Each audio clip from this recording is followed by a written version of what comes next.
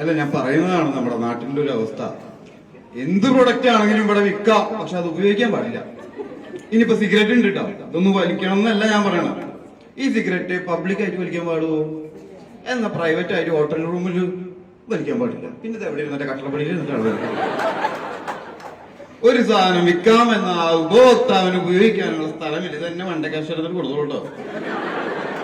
പ്രശ്നമൊന്നുമില്ല. കാരണം നമ്മൾ ഈ പറയുന്ന മീഡിയകളിലൂടെ ഒക്കെ തന്നെയാണ് സിഗരറ്റ് ആണെങ്കിലും മദ്യമാണെങ്കിലും ആളുകളിലേക്ക് എത്തിച്ചത്. ആദ്യം ഏത് made for each other, Wills world cup, back paper എല്ലാതും ആളുകളിലേക്ക് പ്രചരിപ്പിച്ചത് ഈ മാധ്യമങ്ങളിലൂടെ തന്നെയാണ്. ഇവരൊക്കെ തന്നെയാണ് ഇപ്പൊ നോ സ്മോക്കിംഗ് എന്ന് പറയുന്നത്, മദ്യപിക്കരുതെന്ന് പറയുന്നത്.